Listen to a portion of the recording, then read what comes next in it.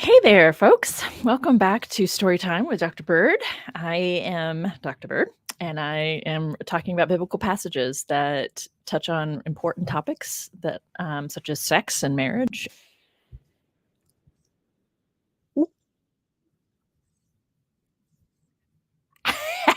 Sorry about that. I had the YouTube tab open, so I was hearing myself talk. That was really a bit trippy. Hi. It's just always a tech issue with me, isn't it? Thanks for being here. We're going to talk about Phineas, and I saw in the chat that for some folks that's like a purity culture story, warning story. It's so appalling I can hardly even process it. And then we're going to read about some women who stood up for themselves, and we all love that, don't we? So hang in there. Let's get this started.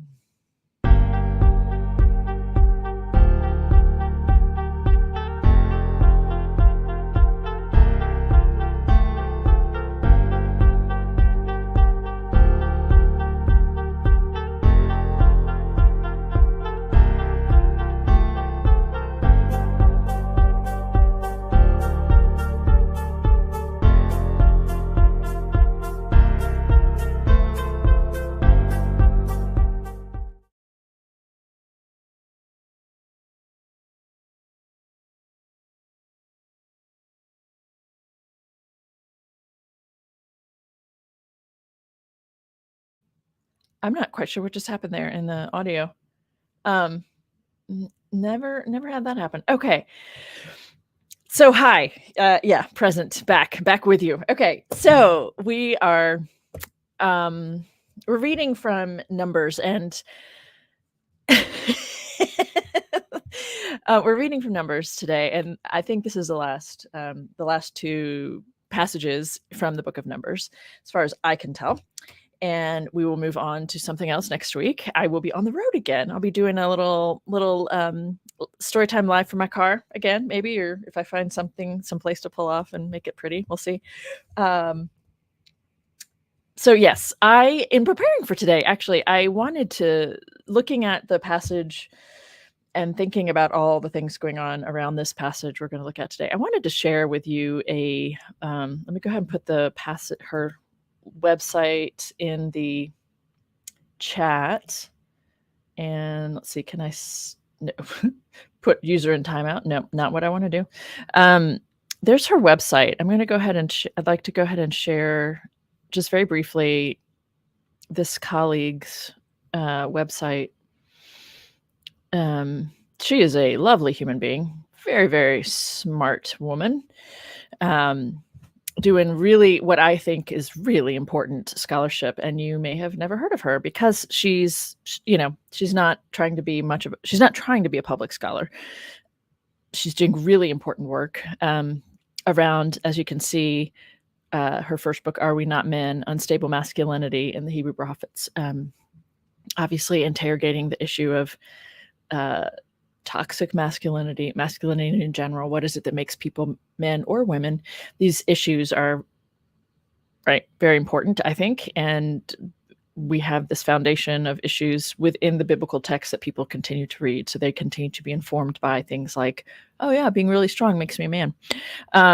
You can see that the book, her second book, Texts After Terror, there's a book called Texts of Terror by Phyllis Tribble that was one of the formative feminist scholarship books. And she's a very textual, she does a very textual analysis. It's looking at the rhetoric, looking at the language, and it's really raw. And she looks at 4 or 5 passages, Hagar, the rape of Hagar in particular, also the gang rape and dismemberment of the Levites' concubine in Judges 19.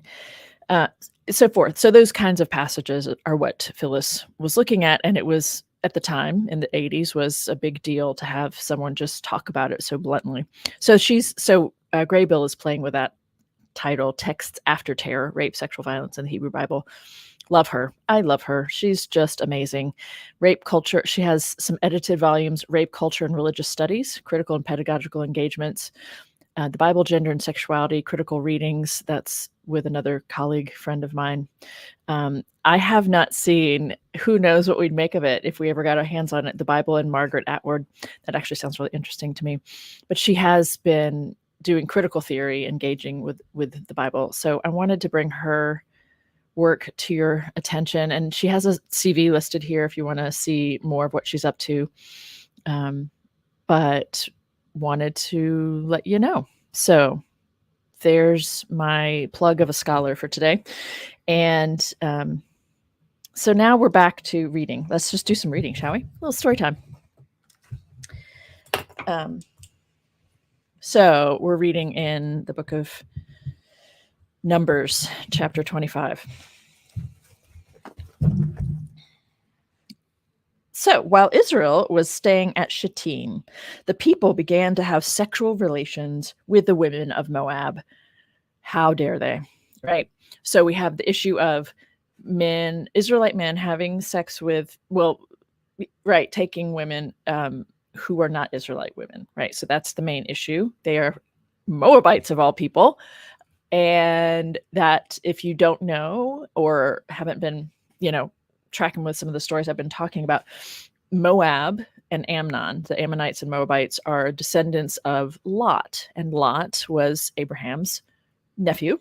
And Lot's daughters, allegedly, according to the story, got him drunk, and they both got pregnant by their father. So all, the storyline itself is not trying to say incest is okay. The storyline itself is actually playing on the fact that we all know incest is not okay. And so this gives an origin story for the Moabites and the Ammonites that is heavily critical, heavily negative, right? That's the whole point of the story. Not that incest is okay, not that women would do that, but that someone's okay with that. But can you believe they did that? This gives us reason to dislike these people. That's what's going on. So that every time you see a reference to the Moabites, you're supposed to know, ew, ick, nasty people, nasty origins, that you know what that means about them, right? So it justifies animosity towards them. It justifies all kinds of things. And of course, they're actually close neighbors to the Israelite people because, that's how it works. We need a reason to hate our neighbors, right? So that's where we're starting, is this idea that some of the men of Israel were having sexual relations with the women of Moab. These invited the people to the sacrifices of their gods, and the people ate and bowed down to their gods. So this is essentially encapsulating the whole point. This is why you don't worship other gods, because you will, or this is why you don't intermarry with with women of other people, because you will be led astray to worship their gods. Case in point, right? So the belief goes, and actually kind of the way things go, right? It is the way things go. Thus Israel yoked itself to the Baal, the god or Baal of Peor, and the Lord's anger was kindled against Israel. The Lord said to Moses, take all the chiefs of the people and impale them in the sun before the Lord, in order that the fierce anger of the Lord may turn away from Israel. I'm going to read that again. I'm a little distracted today. Sorry. Lots going on, and I'm I think I'm preemptively unsettled by this whole story. Okay. Thus Israel yoked itself to the Baal of Peor, and the Lord's anger was kindled against him. The Lord said to Moses, can you imagine this? Take all the chiefs of the people and impale them in the sun before the Lord, in order that the fierce anger of the Lord may turn away from Israel. So many questions. Take all the chiefs, all of them. And Moses said to the judges of Israel, each of you shall kill any of your people who have yoked themselves to the Baal of Peor. So there's a reason I wanted to read Exodus chapter 32 yesterday, right? Or Tuesday. This isn't coming out of nowhere. Moses has a history of doing this, or the narrative. The people don't seem to mind this idea. Kill any of your people, just kill them, right? Who have yoked with other gods or people with other gods. And I'd like to suggest that you consider how important this is, not just to the narrative here, but to why, when people get really worked up today about intermarrying with, people, a mixed marriage of, these two religious traditions. Don't marry, don't be unequally yoked, right? We have this language here, right? Being yoked to this other God. So when people get worked up and really angry about it, I'm not saying it's okay to be angry. I'm saying I think it's a good thing to understand why. Understand that their scriptures have taught them to be that kind of angry, right? This utter disgust and to think about it in such negative terms and to have such anger about this situation. Just then one of the Israelites came and brought a Midianite woman into his family in the sight of Moses and in the sight of the whole congregation of the Israelites, while they were weeping at the entrance of the tent of meeting. Maybe I should use a virtual version, but I just like reading from my Bible. I don't know. Just having it in my hands is nice. When Phineas, son of Eleazar, son of Aaron the priest, saw it, he got up and left the congregation. Taking a spear in his hand, he went after the Israelite man into the tent and pierced the two of them, the Israelite and the woman, through the belly. So the plague was stopped among the people of Israel. It was a plague of marrying these new women we've just met and interacted with, or having sex with them, actually. It's interesting. They're not even calling it marrying. It's just calling having it sex, which is, in a sense, in their context, the same thing, but it's interesting. So the plague was stopped among the people. Nevertheless, those that died by the plague were 24,000. Okay, that's a fascinating, just this whole thing. It's so unsettling. Those who died by the plague, those who chose to intermarry, right, to go marry these other women, were put to death. So 24,000 people were killed. That's a lot of people. That's just a lot of people. Here's what's interesting to me, folks. I will hopefully never forget when I was in seminary. I was in a class. I don't even remember the name of the class, but we were put together in groups, and we were supposed to be engaging children's stories to look at them for theological themes or something. I don't even remember. What I remember is that one of my group members was a very what's the word? He was easy to anger, and he had a very extreme reactions, and was a bit like Phineas. And in fact, he was really fond of Phineas. And I remember that the book that we engaged was The Bridge to Terabithia. I wasn't one I was familiar with prior to that. And the thing that this classmate of mine really liked and enjoyed was the judgment and anger and the judgment. And here, here I am in we're talking about children's literature, and he was really vibing with the level of anger, righteous anger about sinfulness in his eyes. And, but can you imagine, how would you respond when if a classmate of yours in grad school, talks about being a fan of Phineas, like really, really appreciating Phineas?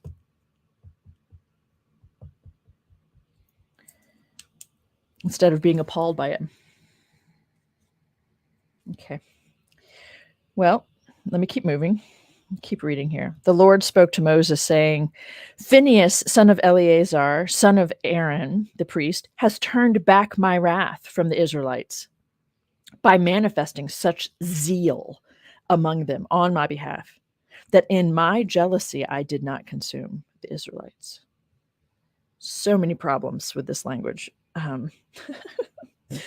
Therefore say, I hereby grant him my covenant of peace. It shall be for him and for his descendants after him a covenant of perpetual priesthood, because he was zealous for his God and made atonement for the Israelites by impaling someone. It sounds like in the midst of the act, right?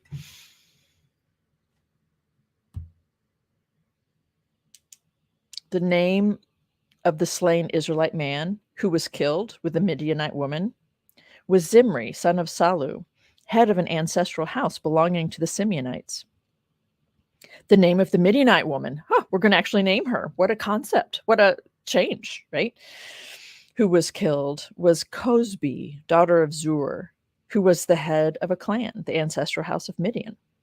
The Lord said to Moses, harass the Midianites and defeat them, for they have harassed you by the trickery with which they deceived you in the affair of Peor, and in the affair of Cosbi, the daughter of a leader of Midian, their sister. She was killed on the day of the plague that resulted from Peor. It's just funny to call it a plague when you've literally ordered it. It's not a plague from God. Anyway, it's a plague. They're calling it a plague. Okay. Plague of destruction and slaughtering your neighbors and family members. Okay.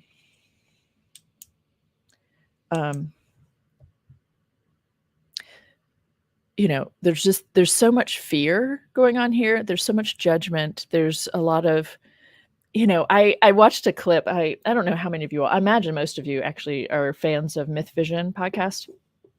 I really appreciate Derek Lambert and the way he has supported me and helped me kind of get going here with this kind of a thing, a YouTube channel, and love talking with him. And so one of his, and he talks to Francesca Stavrokopoulou, has quite a few interviews with her, and she is just fantastic. I also have not read her work, but I really like her. And one of the shorts that he released recently was a short with Stavrokopoulou, and she was talking about, the biblical tradition tries to get us to believe that there was something special about Yahweh, Adonai, the Lord, but there wasn't. There just wasn't, right? There's nothing special. He's a God just like all these other gods, and we could talk about whether or not these gods, as depicted and defined by humans, even exist at all. That's a whole nother conversation, really. But the God Yahweh, there's nothing different or special, or he's not more powerful. He's not more anything than any of the other gods around them. That's just gods are gods. They just are. And, you attribute things to them and you make them sound very human most of the time, because humans are creating the gods, and, creating gods in their image, not the other way around, right? All those things. I really appreciated that. And that's what's coming to mind here. There's nothing special about Yahweh, but that was what the Hebrew Bible is about. The Hebrew Bible is about creating the worship of this one God as if he is special, and it's justifying it, it's defining it, it's scaring the shit out of people so that they will do it. And there's everything about this, right? The language, the fear, the rhetoric, the emotional manipulation, the spiritual manipulation. All of those things are present in these scriptures, and make them terrifying to me. That makes them just awful, in my opinion. And here's the thing, folks. It's what we see people still doing, right? There are people today who are using this model to talk about, right? To talk about God still, though God is loving and has forgiven you, you damn well better be grateful, right? However you want to look at that when people step up and say, I have experienced spiritual and emotional abuse in my church, duh, right? I mean, yeah, of course you have, because look at what the model is for people in general, and that people might try to make it nice as much as possible, but you're still coming out of a collection of texts and writings that were produced to control, manipulate, teach people to conform, all of that. And it's so unhealthy. It is so unhealthy. And it, it terrifies me when I think about it. When I think about the ways people control others, or the ways that people subject themselves to communities that behave this way, even with a dose of love, right? It's like layered with love, but it's still emotionally manipulative. It's still spiritually manipulative. And that, in my opinion, is abuse. That is abuse. When you use your position of power to affect other people in this kind of a way. So I'm all kinds of upset about all these biblical passages and the ways I see people behaving accordingly still. right? I'm going to move on. I'm checking at the chat. I haven't been paying attention to the chat today. So Carrie Ann makes a comment about perhaps there were STDs involved, and that's thus the plague, right? That's kind of an interesting suggestion, actually. I like that. All right, so I'm going to keep moving and take questions at the end. If people do have any questions for me, we'll do those all at the end. Also, if you've just joined, or just, if you weren't here for the beginning, or if you weren't didn't notice, pay attention, or if you didn't see it, whatever. I did share a website of referencing my colleague Rhiannon Graybill. She teaches at University of Richmond right now, and she's doing just really important work, I think, around the issues of gender, sexuality in the Bible. So I wanted you to know about her. All right, I'm going to read parts of chapter 26, which is where we get into the 5 daughters of Zelophehad, these 5 women who stand up for themselves in a really cool way, I think, and yet it also kind of falls back into creating what becomes this idea of the nearest of kin, or the kinsman redeemer, as it becomes known. So it starts off here. So we're not going to read all of chapter 26 because it's a long chapter, but I'll read bits and pieces of it to give you an idea what's going on. So after the plague, the Lord said to Moses and to Eleazar, son of Aaron, the priest, "Take a census of the whole congregation of the Israelites." Here we go again. It's not that we're taking a census of all of the people of Israel, but just the men, just so we're clear. Just like on was it Tuesday or last Thursday? Just really irritates me that they use the language census of the whole congregation, but really what they mean is just count all the men, 20 years and older even. Okay, take a census of the whole congregation of the Israelites from 20 years old and upward, by their ancestral houses, everyone in Israel able to go to war. Moses and Eleazar, the priest, spoke with them in the plains of Moab, by the Jordan opposite Jericho, saying, "Take a census of the people from 20 years old and upward, as the Lord commanded Moses." They didn't even qualify it. It's like, take a census of the people. And by that, we mean men.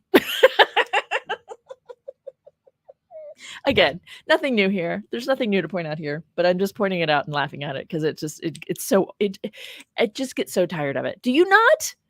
People still do it today. People still use the word man to refer to a generic person, and it drives me crazy. Are you kidding me? Or did you actually mean only men? Okay. I mean, this is the year 2023, right? And intelligent people are still using man as a generic. It just drives me crazy. It drives me crazy. All right, so here we go. The Israelites who came out of the land of Egypt were, and I'm not going to read all of it, but let me just read a section of it just so you get the idea. Reuben, the first of Israel, the descendants of Reuben, of Hanoch, the clan of the Hanochites, of Palu, the clan of the Paluites, of Hezron, the clan of the Hezronites, of Carmi, the clan of the Carmites. These are the clans of the Reubenites. The number of those enrolled was 43,730. And the descendants of Palu, Eliab. The descendants of Eliab, Nemuel, Dathan, and Abiram. These are the same Dathan and Abiram, chosen from the congregation, who rebelled against Moses and Aaron in the company of Korah, when they rebelled against the Lord, and the earth opened its mouth and swallowed them up along with Korah, when that company died, when the fire devoured 250 men, and they became a warning. That's a great, great reference, isn't it? Little throwback there. Notwithstanding, the sons of Korah did not die. What a weird little... Anyway. And then we go on to the next tribe, the descendants of Simeon by their clans, of Nemuel, the clan of the Nemuelites, of Jamin, the clan of the Jaminites, of Jachin, the clan of Jachinites, of Zerah, the clan of Zerahites, of Shaul, the clan of the Shaulites. These are the clans of the Simeonites, 22,200. And it goes clan by clan. So tribe by tribe, clan by clan. Okay. Now we get over to the sons of Joseph. So Joseph didn't have his own tribe, but his two sons both had a tribe. So it's like it's kind of a funny thing that there's actually 13. Well, whatever. Okay. But his two only count as half each or something. It's just stop with the craziness. Anyway, the sons of Joseph by their clans, Manasseh and Ephraim. The descendants of Manasseh, of Machir, the clan of the Machirites, and Machir was the father of Gilead. Of Gilead, the clan of the Gileadites. These are the descendants of Gilead, of Yezer, the clan of the Yezerites, of Helek, the clan of the Helekites, and of Asriel, the clan of the Asrielites, and of Shechem, the clan of the Shechemites, and of Shemidah, the clan of the Shemidites, and of Hepher, the clan of the Hepherites. Now, Zelophehad, son of Hepher, had no sons. Dun, dun, dun, but daughters. And the names of the daughters, oh my gosh, we're actually going to get them named. The names of the daughters of Zelophehad were Mahlah, Noah, Hoglah, Milcah, and Tirzah. These are the clans of Manasseh. The number of those enrolled was 52,700. And then we keep going. Okay. And yada, yada, yada, yada, through all the tribes, right? And we do get one other daughter named out of all 13 tribes. One other woman named, which is interesting. Okay, Naphtali, la la la. This was the number of the Israelites enrolled, 601,730.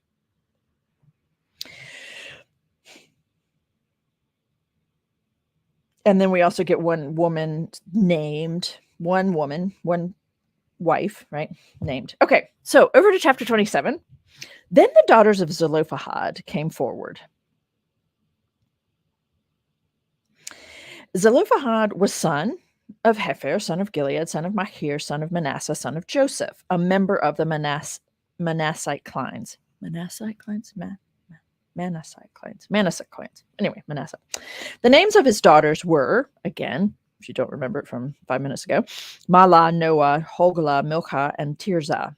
They stood before Moses, these 5 women, Eleazar the priest, the leaders, and all the congregation. That means all the men, right? They stood up there at the entrance of the tent of meeting and said, "Our father died in the wilderness. He was not among the company of those who gather themselves together against the Lord in the company of Korah." We're going to keep referencing that little issue here, right? But died for his own sin. He had no sons. I love that he died for his own sin. I mean, they just didn't know how to make sense of death in some instances, right? If you die on drop dead of a heart attack or something, they didn't know what to do with that. Why should the name of our father be taken away from his clan because he had no son? Give to us a possession among our father's brothers. Moses brought their case before the Lord. Okay, this is fantastic. God is in the courtroom, right?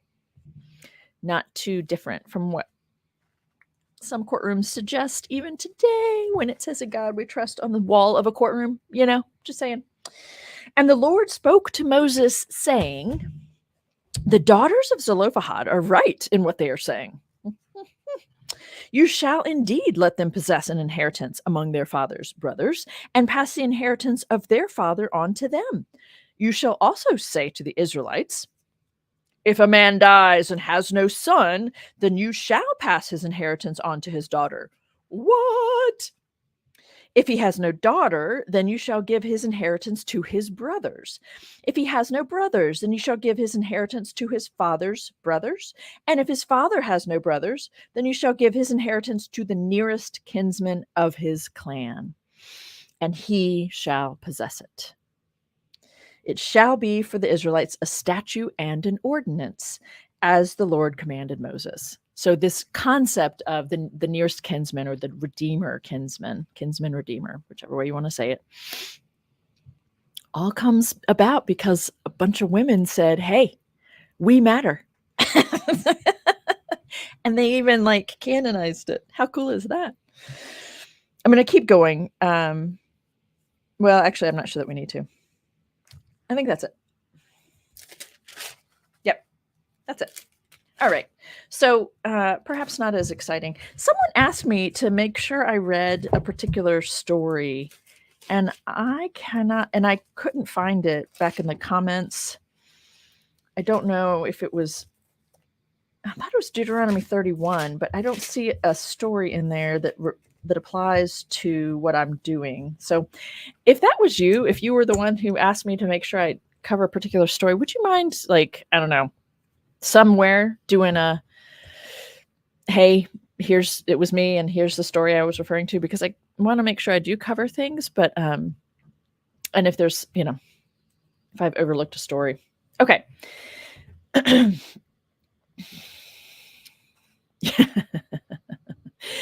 Oh, considering anew. I'm let me put this up here. Let me make sure I get let's see, here we go.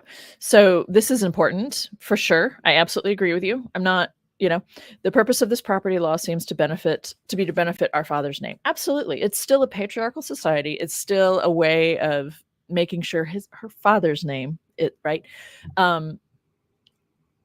No question, right? Not actually the women involved. No question. Yeah. Women with a brother still got nothing. Absolutely. Right.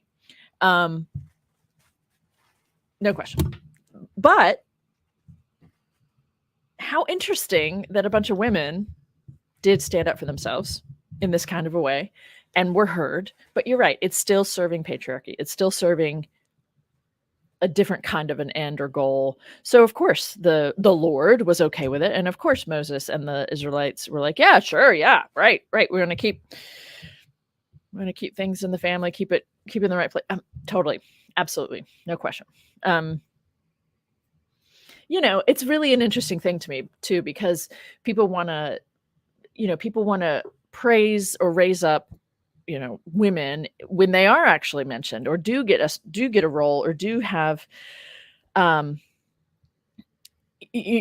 there's a book named after Ruth and a book named after Esther. Like, isn't that great? And shouldn't we have our children, our daughters emulate these women or whatever? No, not necessarily, right? Because sure, the devotion of Ruth and the hard work and the perseverance and the persistence and like just making sure people survive. Like that's a piece. Sure, I can get on board with saying this is a thing. This is reality for people. And she, I think, should be held up and respected for that. But that's not what she goes down in the storybook for, right? That's not her purpose according to the story. The story doesn't valorize her for her hard work. The story valorizes her because she's willing to go throw herself at the feet of Boaz and figuratively and metaphorically, and she's willing to pimp herself out to make sure they survive. And yeah, Ruth's story is the one where we see the kinsman redeemer play out. This very law that we just heard enacted, right, in the book of Numbers, plays out in Ruth's story. And Ruth is really important because she's a mother of the great grandmother of David, right? She's important because she participates in that patriarchal family line and lineage. Esther Fuchs is another Hebrew Bible scholar who I would recommend that you be familiar with if you're interested in this kind of thing. She, I just love everything she writes. She's a Jewish woman and she's a Hebrew Bible professor, and she takes this, no, I'm not holding any punches, like we need to be really honest about what's going on here. Sure, Esther is a heroine because she does some pretty courageous things. She's also a puppet, right? And she's also important because she's saving her people. That is important. That's a big deal. She has to use her body to do it. There's a trope here. There's a stereotype. It's all she had. That was her power. Yeah. Okay. So she's doing something with the power she did have. But let's talk about the fact that that was the only way she had power. And let's talk about the fact that that continues to this day, that people, this stereotype and this, because of the nature of the patriarchal system, these kinds of manipulations and sneakiness have to perpetuate, do still persist, because the same structure, the same way of doing business is still at work today in any sort of cultural system within this culture that was established or started by males. you still have patriarchal norms. You have fear, you have intimidation, you have coerciveness, you have competitiveness of the worst kind. You have all those issues still alive and well. So no, I'm not a big fan of the stories of Esther and Ruth, because they are in there because they helped perpetuate the name of a man. They helped perpetuate these people. That was their role. That was why they were important. And they were used to those ends. And they were, so it's like, it's never just simple. That's kind of my point, coming back to considering a news comment, right? It's never simple or easy. So I'm going to celebrate that there were 5 women, 5 sisters, who decided to take a really courageous step and stand up to Moses and the Lord and the whole congregation, all 600,000 men. I mean, I don't think they were all gathered all at the same time, but they stood up to them and they said, hey, we matter, or whatever. Actually, they're trying to take care of themselves, really, right? They needed the possessions. They needed something to survive, right? These 5 sisters. I wonder if they were just also committed to not being taken by a man. Little commune of virginal women to their dying day, or virginal as far as everyone else was concerned, whether or not they were. Okay. So do we have any questions? Did I cover Judges for Deborah, Yael, and Sisera? No, I'm doing the book of Judges next, I think. Joshua. No, we're doing the book of Joshua next, and then we'll get to Judges. So no, we have not talked about Deborah, Yael, and Sisera. I don't think. Yeah. So a desperate plea to stop women from standing up against the misogyny by making them complacent in it. Yeah, well, this is, I mean, thank you, Kieran. Like you all just keep making such important comments, right?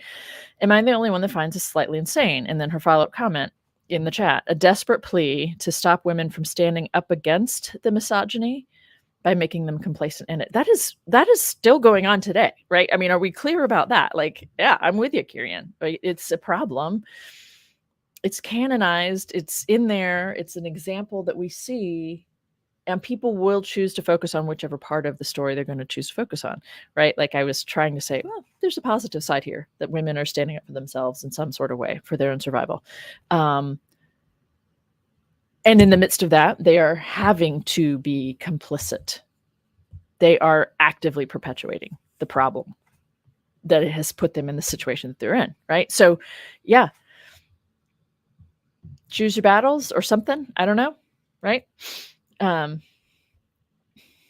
So, hey, Mike, let's see. I'm going to put this up. I haven't read through it, so I hope I'm not going to embarrass anyone.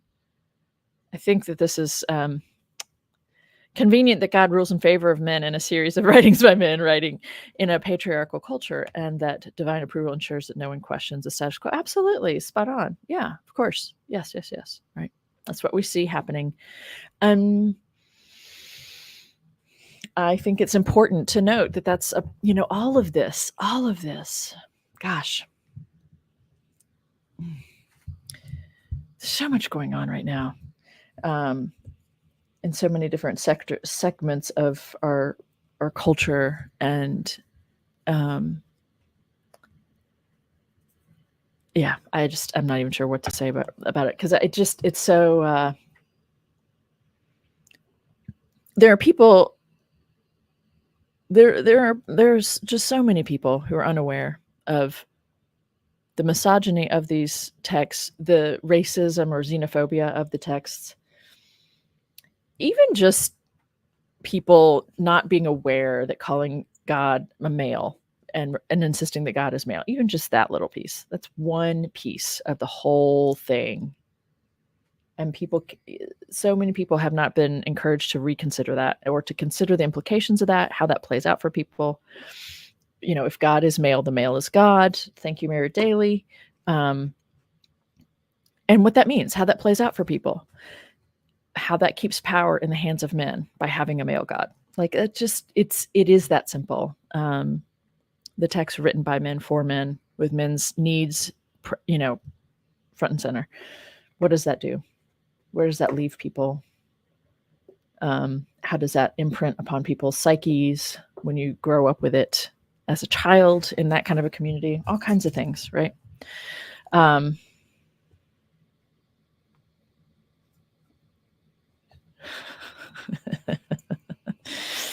Oh, it's so nice to see you all. Thank you for being here. I think I'm going to wrap it up there. I don't think there are any specific questions because there's not a lot to question about this, right? It's just it is what it is.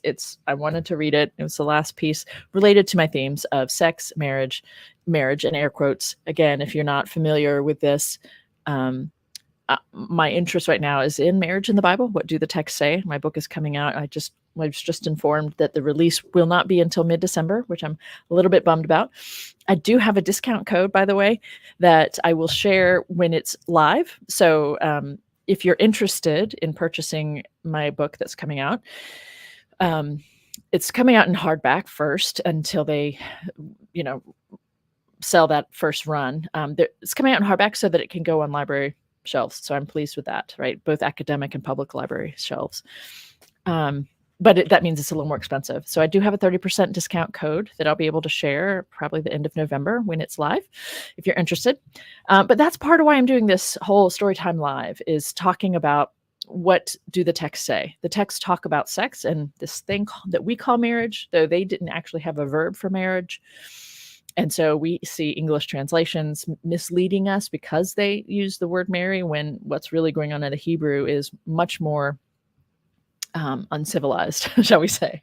It's usually take and all kinds of things. So that's why I'm doing this, is people want to talk today about marriage. I happen to be an advocate. I happen to be an ally, but I wasn't always. And when I wasn't, it's because of what I thought the Bible said about certain sexual orientations. And so understanding what the Bible actually does and does not say is where I start a conversation about marriage, and specifically what the Bible says about sex is actually directly linked to what it then says about marriage. Those two things are linked biblically speaking, and they are linked in people's thoughts today. What kind of sex is allowed today, or is allowed to be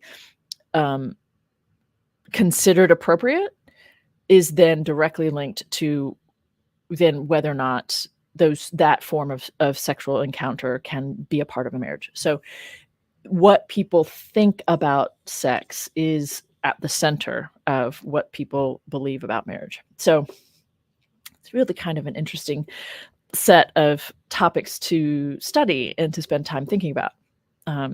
So I have chosen to go through the entire Christian Bible, the two primary testaments, reading the passages that touch on those issues: sex, the thing that we call marriage, and any sort of narration of an event or story or whatever that involves physical harm that involves intimate body parts. So that's what I'm doing with this Storytime Live. So I love it when you share a link, tell a friend about what I'm doing. I appreciate all the subscriptions. I appreciate all the comments. I appreciate that there's some of you who are wanting to be here and able to be here live. I appreciate any of you watching this later, and for all the different ways that you support me in the work I'm doing and passing it along. So thank you for that. I will see you next Tuesday. I'll be back next week for Storytime Live on Tuesday, 3 p.m. Eastern, and we will start with the book of Joshua. See you then.